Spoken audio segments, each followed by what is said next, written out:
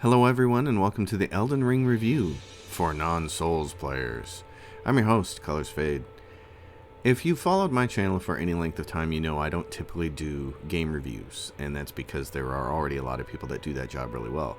Angry Joe and Morticimal Gaming are two that immediately come to mind as reviewers I like to watch because they're either entertaining or thoroughly informative. However, as I was working my way through Elden Ring, I noticed most reviewers are old pros at the Souls games, and because they weren't addressing the parts of the game that stood out to me, a non-Souls player. So here's my review, from the perspective of someone who has never played a Souls game before. When it's at its best, Elden Ring is one of the most visually awesome and viscerally rewarding games I've ever played. It is loaded with moments of amazing imagery and full of kinetic, brutal fights that will have you on the edge of your seat. It generates a true sense of wonder as you wander the landscape, exploring the world, diving into every cave and tomb, discovering unexpected locations and encounters. And much to my surprise, it gives the player more than just a big dumb sword to conquer enemies with. It actually provides a bunch of cool tools in the form of spells, summons, weapon arts, talismans, potions, and other consumable items. All of this really helps ease less experienced players like me into the game. Elden Ring takes place in a world called the Lands Between, and this is easily one of the most stunning worlds I've ever seen. The geography, specifically how it's designed, is jaw-dropping, but it's not just gorgeous. The design is also a key component to the gameplay and exploration. The developers make the most of their open world, not just by building in the horizontal space, but also in the vertical space. This isn't just a wide world, it's also a very tall and deep one as well.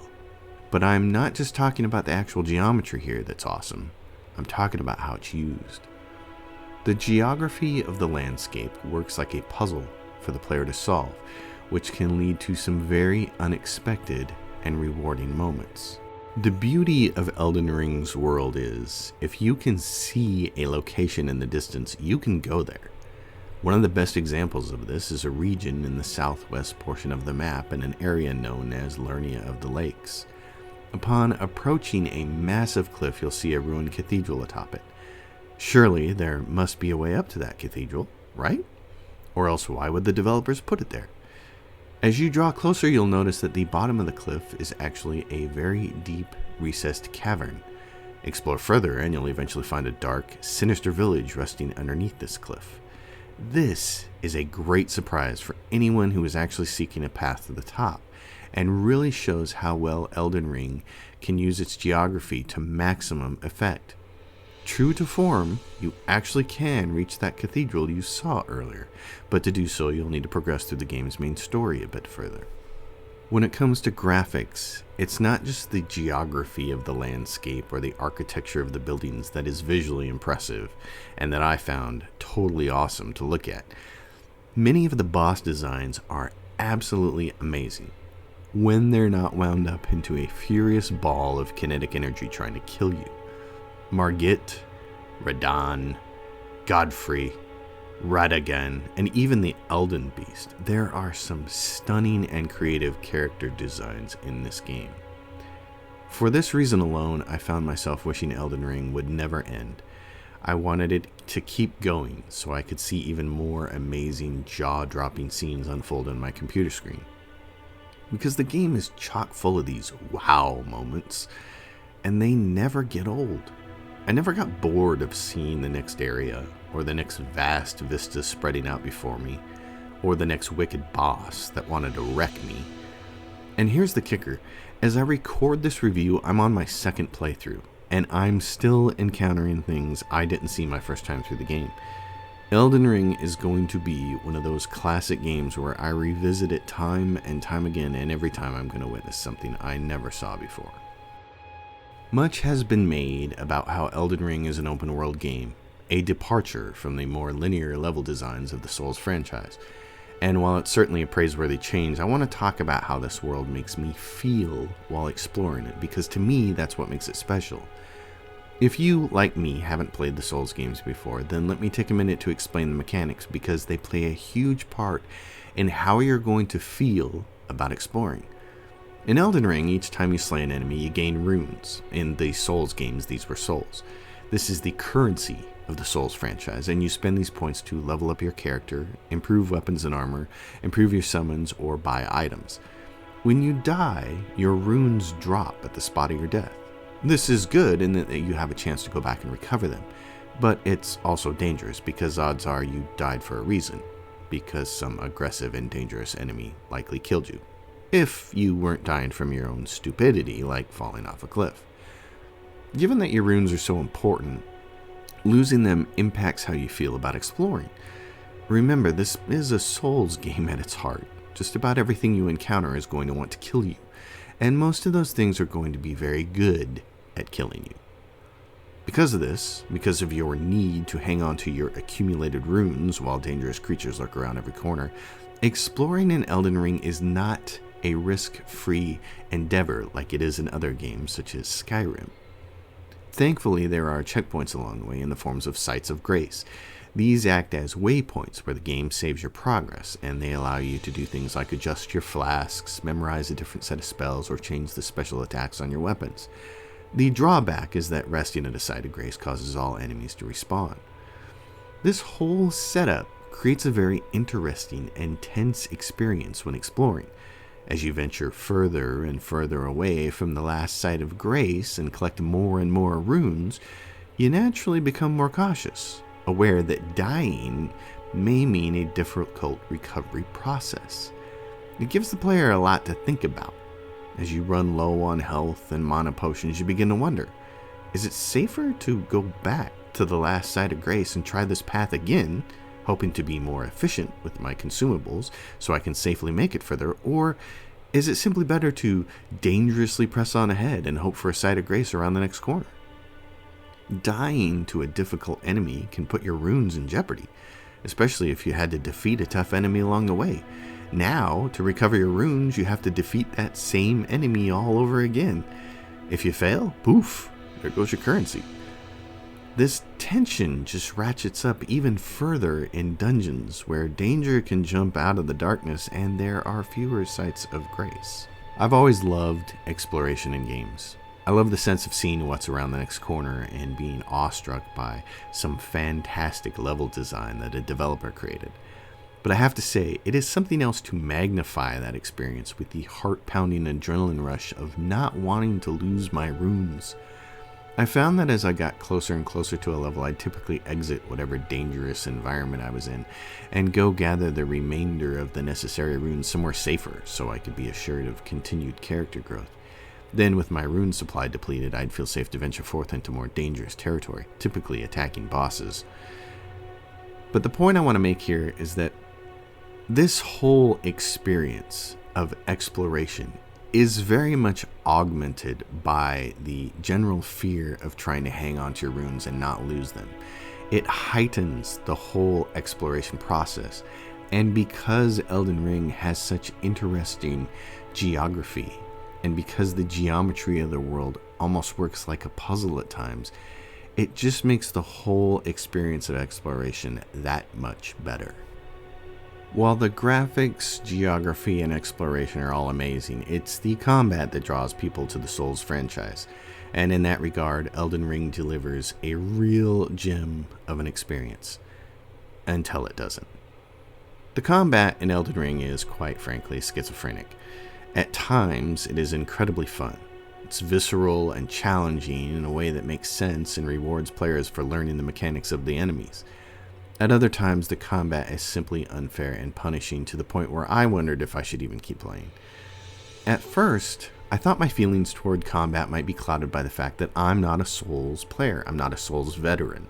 I've never played Bloodborne or Demon's Souls or Sekiro or any of the other Souls games. I am in no way the typical target audience for this game. However, as it turns out, veterans of the Souls franchise have also noticed the same problems I have. I am not alone in thinking that, at times, the combat really stinks. The biggest problem is that bosses are inconsistently designed and do not adhere to a set of rules that make for a fun and challenging encounter. let me break this down in a way that'll make sense to non-Souls players, because it took me a while to grasp what was happening. Every enemy has a set of moves it will perform. Your ability to win depends on three things. First, your ability to learn those moves and understand the visual cues and audio cues that signal their impending attack. Second, your ability to evade those attacks. And third, your ability to counterattack when openings reveal themselves. This system of combat is what the Souls games are built upon. If you don't take the time to learn the enemy's attacks, you will be punished. If you press the wrong button because your brain and your fingers aren't on the same page, you will be punished. If you do not counterattack when the openings present themselves, the fights will drag out longer and you will probably make an error and eventually be punished. However, if you have the patience to observe, the memory to catalog the attacks, and the finger dexterity to avoid those attacks and counterattack at the appropriate time, then you can win. Except in Elden Ring, this quite often isn't the case, because the developers have taken this tried and true formula and butchered it. To be clear, not every fight in the game is bad. In fact, the vast majority of enemies seem to follow these mechanics, and most encounters are fun and challenging at the same time.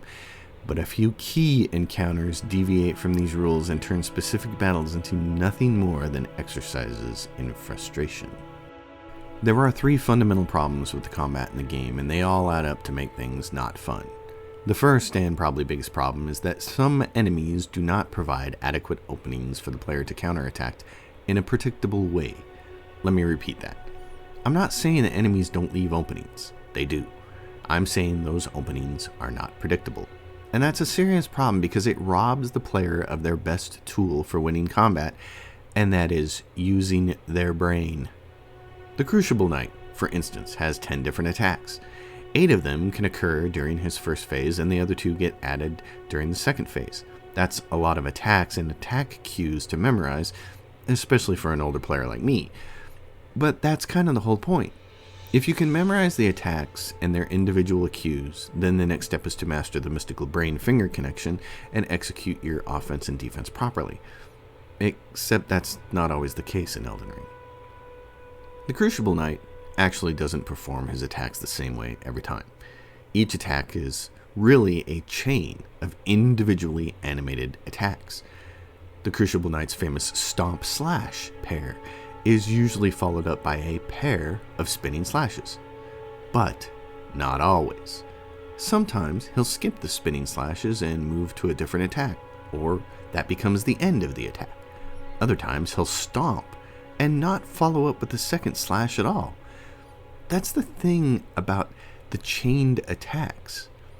Any of the links can be altered and the entire sequence can be terminated at any time. This results in the absolute worst thing for the player: uncertainty. Because they don't know when it's safe to counterattack. Everything they thought they understood about defending and counterattacking goes out the window with some of Elden Ring's more punishing encounters.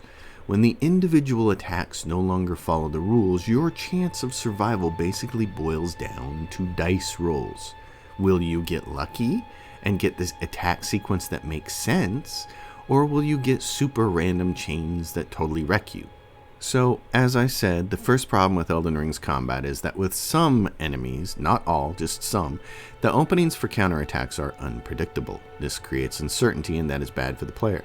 The second problem is that for some bosses, they attack so fast for so long, seemingly ignoring the rules of stamina, that the opportunity to counterattack becomes almost non-existent.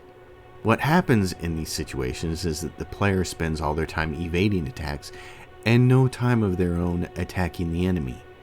Any battle where you spend all of your time on defense, dodging attacks and running for your life, is not fun. All defense and no offense makes Jack a dull boy. And this exposes another problem with Elden Ring's combat, at least with certain enemies. Again, we're going to use the Crucible Knight as an example. Stamina naturally regenerates if you give it a rest for a second or two, but your health and mana points do not. You need to chug potions to restore them. Unfortunately, the developers at From Software have created some encounters where chugging potions is punishable by death. The Crucible Knight has code that causes it to respond to your attempts to use a potion. It will rush you and perform a very long-range attack that is sure to hit you. This creates a situation where if the player wants to heal or restore their mana, they have to do it during one of the scant few counterattack windows that appear. So, instead of attacking, now you're healing, and then it's right back to playing defense. Which gets us back to the core of the problem. Too much time in Elden Ring is spent playing defense, and too little time is spent on the offensive side of the ball. As anyone who loves sports can tell you, playing defense for the whole game is typically not a winning strategy. You gotta score some points. In Elden Ring, you have to hit the enemy, and you have to hit them enough to kill them. The longer this process takes, the more likely you will make a mistake and die. The third and final problem with Elden Ring's combat is that some enemies have attacks that, for all intents and purposes, cannot be avoided. These sorts of attacks are so awful that they seem to exist only as a matter of spite, as if the developers were disgusted that a rare few unicorn players could get through their games without taking damage. So they put these moves into the game as a way to say F you to those players. Thanks guys for being elite. These sorts of attacks where the player is destined to take damage are not really entertaining or fun. They left me feeling like I suck at the game, which is fine if I feel like I can get better. But these sorts of attacks made me feel like there was nothing I could ever do to get better. And that's not a good feeling to have. The reason the Souls combat works, and the reason players keep trying again and again, is because they think, one more attempt and I can beat this monster, because I'm learning something new every time. But with essentially unavoidable attack damage, that feeling goes away, and it gets replaced with the feeling of, I stink at this game and I will never get better. If every fight in Elden Ring would have stayed true to the core mechanics, then I'd have no problem praising the combat across the board. But since there are a bunch of bad encounters, it's hard to ignore the problem. And keep in mind, I do think most encounters are really well done. There were long stretches in Elden Ring when I felt nothing but joy, and overcoming some of the difficult fights left me with a warm, fuzzy feeling of accomplishment. But that feeling quickly goes away when you run into one of those awful encounters. By now, everyone knows that George R.R. Martin, the writer behind Game of Thrones, worked on the story for Elden Ring. Yet if you play the game, you'd never know it. Elden Ring might as well not even have a story for the little amount of information it bothers to convey to the player. NPCs don't have much to say, and what dialogue they do have sheds very little light on the story. There are a few clickable items and monuments that dole out scant shreds of lore, but even that just isn't enough to piece together anything meaningful. And it's a shame, really, because the story for Elden Ring is kind of interesting. The problem is you're going to have to visit the Wikipedia page and or some YouTube videos to learn it. It's been said that this sort of ambiguous storytelling is typical of From Software's games, and that it is a purposeful design decision. If that's true, it still doesn't make it a good decision. As I was playing Elden Ring, I kept imagining how much better the overall game would feel, and how much more enjoyment I would have gotten out of it had the narrative been more clearly conveyed. There's absolutely no reason for quests to be as obscure as they are, or the narrative to be as closely guarded as it is. Tell the story. Let the players in on the secret. Please, I'm begging you. Having to go look things up on Google and Reddit isn't reserved for the story. It's a common theme with Elden Ring because the user interface experience is absolutely dreadful. The game doesn't tell you what any of your stats on your character actually mean. There are no tooltips when you hover over anything, and there's no way to know what anything does. There's no way to know what vitality affects, for instance, or what some of the weapon arts really do. Too often while playing, I had to alt-tab out of the game and go look stuff up, because the developers at From Software are simply either too lazy to implement a proper user interface experience for their players, or they're holding us all in contempt. Either way, it's not good. Elden Ring has been called by many the most accessible Souls game ever made. but that's largely due to the fact that it's an open world design. So, if a boss is giving you trouble, you can just go adventure somewhere else for a while, gain some levels, get some better gear, and come back, hopefully, and kick its butt. It's a much more friendly process to new players than the old linear style of the previous Souls games, where if you ran up against a tough boss and couldn't beat it, you just might be out of luck. But the reality is, Elden Ring could have been so much more friendly to new players with a better UI and even the most basic quest journal. Keep in mind, I'm not suggesting to put floating question marks over NPC's head or clutter the screen with anything like that. But there is nothing in this game to help you with quests. You literally have to go look up everything on the internet. Even if you write things down, as some reviewers have suggested, there's still oftentimes not enough information to go on. And in my opinion, that's just bad implementation. It's possible to do a lot better and still not add intrusive elements to the UI. It doesn't take a lot of effort to make this part of the game way better. The return on investment would be amazing if they would just spend a little bit of time making the user interface experience a bit better.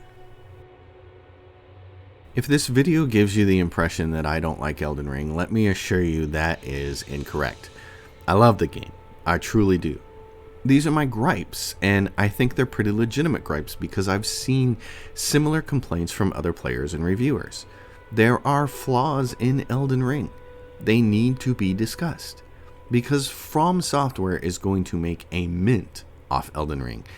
So you know there are going to be more Souls-like games from this studio. These games need to be better than Elden Ring. Elden Ring is a great leap forward in design from the previous Souls games, but it still has a long way to go before it really earns those 10/10 perfect scores that the gaming media were so ready to hand out the minute it got launched. There's a lot of room for improvement here, and I'd like to see that improvement show up in the next title. But all of that said, Elden Ring is an amazing achievement. It is visually stunning. The geography of the world is incredible. The character designs are amazing. And I haven't even touched on the music, which is some of the best mood-setting music I've ever heard in a video game. And I haven't mentioned the sound effects, which are fantastic. The thing about Elden Ring is, when I'm adventuring around the world, slaying enemies, confronting bosses, and exploring the landscape, it's easily one of the best games I've ever played. But when I'm looking for information in the UI, or trying to understand how my gear works, or trying to comprehend the story, or being owned by a cheesy and overly punishing encounter, it's awful. And that's sort of Elden Ring in a nutshell. It's a schizophrenic experience. But here's the thing about the bad bits. They don't necessarily drag down the game as a whole. When it comes to games, the good parts tend to stack up and the bad parts tend to subtract from the enjoyment. But it's all relative. Elden Ring has enough good parts that when the bad parts show up, they didn't detract from my enjoyment a whole lot. It was very frustrating during the last boss encounter. I won't lie about that. I felt supremely disappointed to have made it all that way to the game's final encounter and to get the worst encounter it has as a parting gift. But I didn't want to let that one final boss fight diminish how I felt about the game's other 99 hours that I played it. It says something about how good Elden Ring is, that as soon as the game was over, I started a new character and dove right in for a second time. Elden Ring is amazing. If you, like me, have never played a Souls game before, or you've played one but not had the best experience, let me encourage you to give this one a try. I know I'm glad I did. It's been worth every penny. I actually do love Elden Ring, because despite its flaws, it firmly held my attention. In fact, it did more than that. It filled me with a sense of wonder and accomplishment. It surprised me with the way it used geography as a puzzle, and it filled me with awe every time it unveiled some jaw-dropping grand vista. It tested my wits, pattern recognition, dexterity, and patience. And in many cases, it rewarded me for my persistence when attempting to overcome obstacles. some of the most difficult aspects of the game are thankfully off the critical path. Unfortunately, some of the worst offenders appear toward the end of the game, right when players like me started thinking they might actually be able to complete it. And sadly, I had to cheese the final boss encounter to have a chance at completing the game. That left a bitter taste in my mouth, and I'm hopeful that by the time I get through the second playthrough, From Software will patch the game and make some much needed alterations to that final encounter. But on the whole, I think Elden Ring is a fantastic game. If I were handing out a score, I'd give it a 9 out of 10. It is not a perfect game. No games really are, but Elden Ring has some significant flaws, and I find it kind of baffling that some of the professional reviewers gave it a perfect score when it is clearly not a perfect game. That said, as a conclusion to my review for non-Souls players, let me say this. If you've never played a Souls game, or if you've played one and had a bad experience, this is the game to play, because I think this is the game where it will click, because that's what happened to me. And if it can happen to me, it's possible that it can happen to you. I'm not guaranteeing it, I'm saying it's possible. I am an older gamer. I love RPGs and I love turn-based games. I like games where I have a chance to stop and think, and Elden Ring does not give you that chance. So for a long time, I have avoided the Souls games because I've seen how punishing they are and I know what they're about. But Elden Ring is a slightly different game in the formula. It gives you more tools to work with. It gives you an open world to work with, and it's just the best version of this kind of game. So if you want to give a shot to a Souls-like game, this is the one to give it to. Finally, let me just say thank you for sitting through the review. If you enjoyed it, give it a thumbs up, subscribe to the channel, leave a question or a comment down below. I'll do my best to answer as I always try to. My Patreon's listed in the description below. I will see you all next time, and if you're out there giving Elden Ring a shot, drop a message. I'd love to hear from you. Check me out on Twitter and follow me there. I'll see you all next time.